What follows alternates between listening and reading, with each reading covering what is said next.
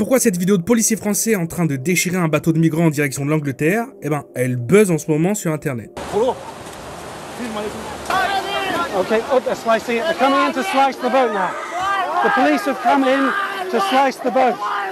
Look at that guy, he's furious.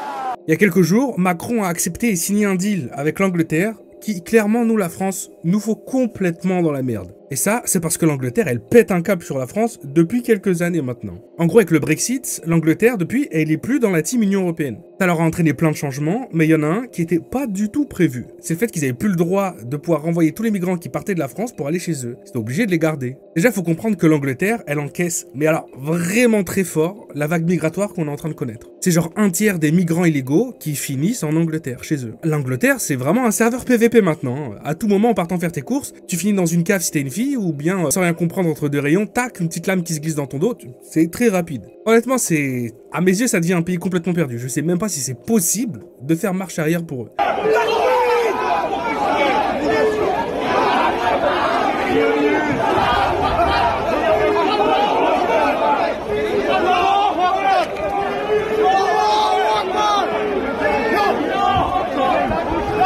Mais on en reparlera plus tard. Bon bah, l'Angleterre, une grande majorité de leurs migrants illégaux, ils viennent de nous. Ils viennent de la France. En clair, ils débarquent tous en France, par les moyens qu'on connaît déjà, et ils montent tous dans le nord de la France, à Calais, puis de là, ils prennent des bateaux gonflables, et direction l'Angleterre. Mais comme je viens de le dire, avec le Brexit, tout ça, l'Angleterre, elle peut plus profiter de cet accord magique de Dublin, celui de pouvoir renvoyer les migrants illégaux dans le dernier pays européen par lequel ils sont passés. Et on finit avec leur pays, qui est de plus en plus invivable. Les gens pètent vraiment des câbles là-bas. Mais vous en faites pas, parce qu'encore une fois, on peut compter sur la France pour prendre les pires décisions possibles. Le deal one in, one out. Un qui rentre, un qui sort. C'est un deal qui concerne la France et l'Angleterre. Et c'est le deal qui vient d'être signé par Macron il y a quelques jours. C'est un deal qui dit que l'Angleterre a le droit de renvoyer en France un migrant illégal qu'elle ne souhaite pas garder, donc casier judiciaire, meurtrier, violeur, etc.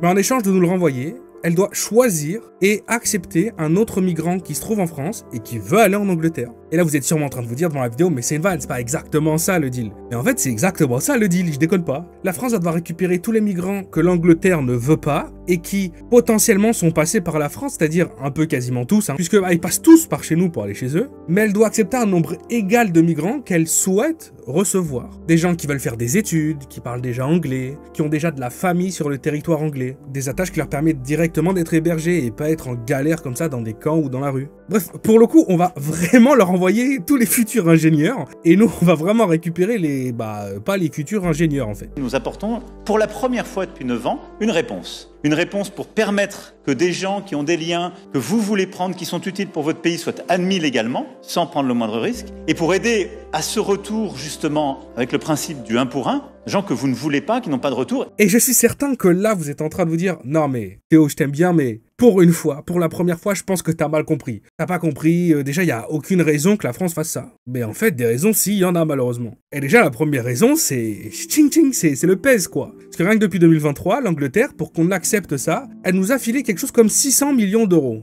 C'est pas mal quand même. Si on compte depuis le début tout ce qu'ils nous ont refilé pour essayer de traiter ce problème, et 2018 donc, on est presque à 1 milliard d'euros. Donc déjà, c'est une sacrée raison. Je sais pas dans quelle poche cet argent tombe, techniquement celui de l'État, mais en tout cas, c'est déjà quelque chose qui fait réfléchir. Mais aussi, pourquoi la France accepterait un deal pareil? Eh bien, c'est parce que, techniquement, nous aussi, on devrait être capable par la suite de les renvoyer ailleurs. Et en faisant nous, c'est toute la difficulté qu'il y a derrière ce projet pilote. C'est aussi pour ça qu'on a tout ce travail avec l'Union européenne. C'est qu'il nous faut faire fonctionner les accords de Dublin. Parce qu'en aucun cas, la France ne va récupérer les gens que vous ne voulez pas. On doit ensuite, nous, faire fonctionner les accords avec les pays de première entrée. Parce que la France ne peut pas devenir le réceptacle des gens à qui vous ne donnez pas l'asile. C'est normal, vous feriez comme nous. Et donc, on doit nous faire refonctionner nos accords. Pour ça qu'il faut qu'on ait la coopération des Espagnols, des Italiens, des Grecs, et vous nous aidez à l'obtenir. Parce que c'est ça le truc, c'est que ensuite, une fois que nous, on va se retrouver avec tous les migrants illégaux de l'univers, eh bien, on est censé pouvoir appliquer ce même droit, un peu de rétractation, quoi. C'est triste de le dire comme ça, mais on a le droit, normalement, de pouvoir contacter le précédent pays européen par lequel ils sont passés pour leur envoyer toutes ces personnes. Mais bon, vous comprenez bien que c'est l'idée la plus conne de l'univers. Que déjà, à partir de cette semaine, maintenant là, la France devient officiellement le territoire de tri de tous les migrants illégaux de notre continent, sans pression. Ça y est, maintenant, c'est acté. Mais en plus de ça, on n'a que les pires. On n'a qu'uniquement toutes les personnes que personne ne veut. Les personnes qui n'ont aucun papier, c'est-à-dire qu'on ne sait même pas d'où ils viennent. On ne sait pas quelle langue ils parlent. On ne sait pas ce qu'ils ont fait dans leur vie. Casier judiciaire, pas casier judiciaire, principalement que des hommes. He has just threatened to break our phones, so probably shouldn't film them anymore. But they're coming from Ethiopia, which they say is the greatest country in the world, and they're trying to get to Great Britain. Not quite sure why he left Ethiopia in the first place, but they've just come here off their boats. The boats has been slashed. They're now being taken into shelter. They've been given tinfoil to keep warm, given water, given food. But I would say they're about predominantly men. There are maybe a couple of women. I think I see 2 children. Et on est censé, nous, une fois qu'on les a tous chez nous, pouvoir prouver qu'ils sont passés d'un autre pays en Europe pour leur refiler. Parce que je vous le dis tout de suite, on va les envoyer chez personne, hein. Ils vont rester chez nous. Parce que même si par miracle un jour, ils tombent sur une personne qui, évidemment, donc comme on vient de le citer, n'a aucun papier, aucune carte d'identité, rien, on ne sait pas qui est cette personne, un John Doe, d'accord? Et que cette personne-là nous dit, bah moi, avant de venir en France, je suis passé par l'Espagne. Déjà, il faut qu'ils mentent pas. Et ça, on pourra jamais le prouver. Mais hormis ça, il faut qu'on aille supplier et pleurer à l'Espagne pour qu'elle accepte un type qu'elle a jamais vu passer, qui a aucun papier, et qu'elle accepte ce flux migratoire venant de la France, sans même savoir si c'est réel. Je sais pas, mais vous comprenez un petit peu la gigadouille qu'on est en train de se prendre. Au final, on a juste l'État qui s'est pris un bon 600 millions d'euros, mais derrière, ça va évoluer vers rien du tout, quoi. Ils vont juste rester chez nous. Et en plus de cette situation, hein, c'est-à-dire que maintenant qu'on fait la zone tampon et qu'en fait on garde tous les migrants du continent, on a toujours des milliers par semaine qui empruntent les voies qu'on connaît déjà, hein, l'Espagne, l'Italie, l'Afrique du Nord, et qui eux veulent simplement aller en France de base. Hein. Ils voulaient pas juste passer par nos territoires, ils veulent rester ici. Donc maintenant, on garde tous ceux qui veulent venir en France, mais on garde aussi tous ceux qui veulent aller dans les autres pays. Mais c'est quoi cette situation de zinzin? Alors en échange de tout ce fric que l'Angleterre nous envoie, on est obligé maintenant de les empêcher d'aller en Angleterre. On doit les garder chez nous, ces personnes. Du coup, la police est obligée de faire ce qu'on a vu en début de vidéo, c'est-à-dire aller déchirer les bateaux de migrants avant qu'ils quittent la plage. Okay, they're slicing it. They're coming in to slice the boat now. The police have come in to slice the boat. Look at that guy, he's furious. I mean, just this morning, French police slashed a dinghy with about 40 migrants on board, and yesterday we saw French police tear gas I think about 50 migrants who broke away in the sand dunes. They were trying to run to a small boat in the sea. Mais en plus de ça, est-ce que l'Angleterre est satisfaite du deal? Est-ce que ça fonctionne? Parce qu'ils sont encore en train de crier là, alors que pourtant on a accepté. C'est peut-être parce qu'au final on le fait même pas correctement. Il faut bien comprendre que la majorité de ces personnes ne savent pas nager. Déjà, quand tu sais nager, c'est une idée de merde, hein, d'être en plein milieu de la mer ou d'océan et de plus avoir de bateau. C'est déjà une mauvaise idée. Mais quand tu sais pas nager, frérot, ça l'est encore plus. Du coup, évidemment que la police française, en fait, elle peut se permettre de les arrêter que dans les premiers 2-3 mètres en fait de la plage. Alors que dans île, normalement, on est censé devoir aller les arrêter jusqu'à 300 mètres des côtes. These are the scenes the British government is desperate to stop. A small boat loaded with dozens of people setting off across the channel. The French police didn't stop it leaving, but it was shadowed by this search and rescue vessel, here to observe, not obstruct. French authorities are well aware of the progress of this boat. We've seen the police watch it leave the beach. There was a helicopter above, and that search and rescue vessel is monitoring its progress. But they won't intercept because they're too worried about all of those migrants falling into the water. So unless the boat itself fails, all of those people will be landing in Britain. The UK expects France to ramp up its efforts, giving their police and Coast Guard legal powers to intercept a boat like this, as long as it is within 300 meters of shore. Mais 300 mètres des côtes, frérot, t'as plus pied, hein. Moi, j'ai plus pied, en tout cas. Du coup, on se retrouve avec la police française qui crie un peu à l'aide en disant « Mais les gars, on fait quoi, nous ?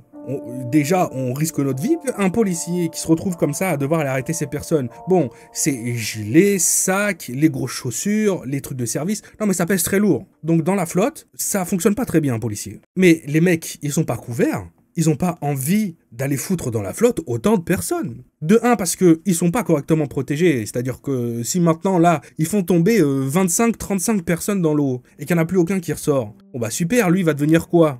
Quel type de procédure va lui tomber sur la tronche? Mais en plus de tout ça, c'est pas des démons. Ils ont pas envie de faire ça, en fait. T'as pas envie de faire ça. Aujourd'hui, on se retrouve avec des embarcations où il y a énormément de migrants à bord, des enfants, des nourrissons. Aucune doctrine d'emploi n'est aujourd'hui réalisée pour que le policier puisse intervenir comme il se doit, mais matériellement, et je dirais même légalement, face à ça, le policier, pour l'instant, est démuni. Donc pour vous, vous êtes plutôt contre l'entrée en mer des forces de l'ordre ?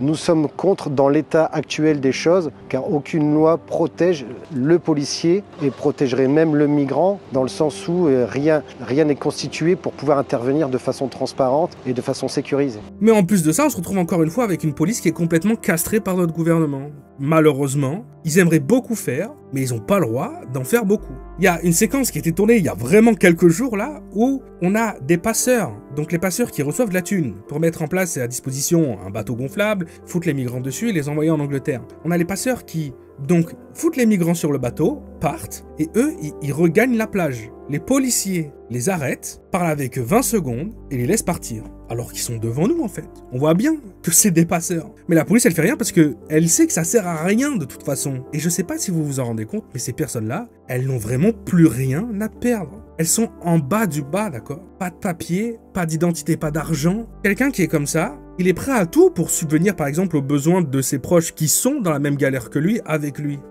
This is the long wait in northern France. Just a few miles from the channel, everyone lining up for food here intends to cross. For now, they are effectively trapped. Bad weather has done what the politicians cannot and stopped the boats, if only for a few days. It means the numbers in the camp are building up, and so is the tension.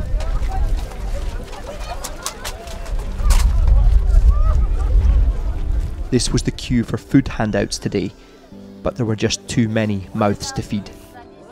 We take the bananas, one banana with dinner. One banana for your dinner? For dinner, yeah, I don't have nothing. So I tried to go to England, now I'm new, I come from Libya. Pendant cette interview, en pleine journée, il était midi, on a entendu des coups de feu juste à côté de nous, vraiment une centaine de mètres de l'autre côté de la route par rapport à notre position. Et quelques secondes plus tard, vous voyez l'écran, on a vu un homme qui était transporté par d'autres migrants et qu'on a déposé juste devant nous. Il a reçu 2 impacts de balles dans la jambe. Il y a malheureusement des fusillades, de nombreuses fusillades à Lone-Plage. Et récemment, le 14 juin, un homme a été dans la tête sur ce même campement. Travailler en tant que journaliste à Calais, c'est vraiment devenu très compliqué d'un point de vue sécuritaire. Déjà, il y a de plus en plus de tirs à l'arme automatique aux abords des campements. Concrètement, on craint aujourd'hui un peu les balles perdues. C'était une crainte qu'on n'avait absolument pas il y a encore quelques mois. Et au début de la vidéo, je vous en parlais, mais l'Angleterre, elle n'en peut plus là. Les Anglais qui étaient présents là depuis plusieurs générations étaient contents au début d'un flux migratoire parce que, comme beaucoup de personnes, ils se disaient ça va nous faire plus de personnes qui vont bosser. Malheureusement, ça se passe pas exactement comme ça. La seule chose qu'ils ont réellement connue, c'est une multiplication par un nombre infini de crimes, d'agressions, tout ce que tu veux. Tout sauf du pouvoir d'achat dans le pays en fait. Ils se retrouvent même dans une situation où les générations précédentes de migrants, un petit peu comme en France au final, sont les premiers à dire qu'il faut complètement arrêter ce flux migratoire, qu'ils sont en train de détruire la chance que eux ils ont eue.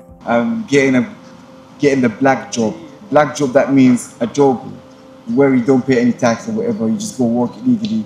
This is what they're going to do. So my average jobs when I first started, you were talking £9 to £10. Now, a lot of the jobs you get offered are £2.75. Any driver who sees a job that comes up on the phone for £2.75, we can't make money off that. And it's been driven by the fact other people will accept those jobs. Now, if you have people who are no overheads, they're not paying tax, and all this stuff, pure profit for them. Imagine the minimum wage, £12.50. So I need to do 5 jobs just to get to this £12.50. In some cases, you wait 20 minutes to pick up the order. So what, do 2 jobs for £5? And then I have insurance, I have petrol, I have taxes. The biggest reason is illegal. Before, I was taking jobs from 5 miles away. Now I have to go near to a restaurant to get job because all illegals are staying at restaurant. They're taking every job except. So there's no travel distance to the store that pay you for. They get all the jobs out of that store. The algorithm sees this, so it goes down. My monthly earnings 4 years to now goes half. Il y a pas longtemps, il y a une petite ville en Angleterre qui s'est vue forcée d'accepter et d'ouvrir un hôtel, justement, pour réfugiés, pour migrants. Donc ce sont des personnes qui n'ont pas de papier, pas d'identité, qui logent gratuitement, qui sont nourries gratuitement. Et ensuite, qu'est-ce qu'ils peuvent faire à partir de là? De toute façon, c'est pas comme ça qu'ils vont réussir à bâtir une vie stable. Du coup, au bout de quelques jours, qu'est-ce qui se passe? Il y a toute la ville qui se plaint que la criminalité, les insécurités, elles ont été multipliées en seulement quelques jours.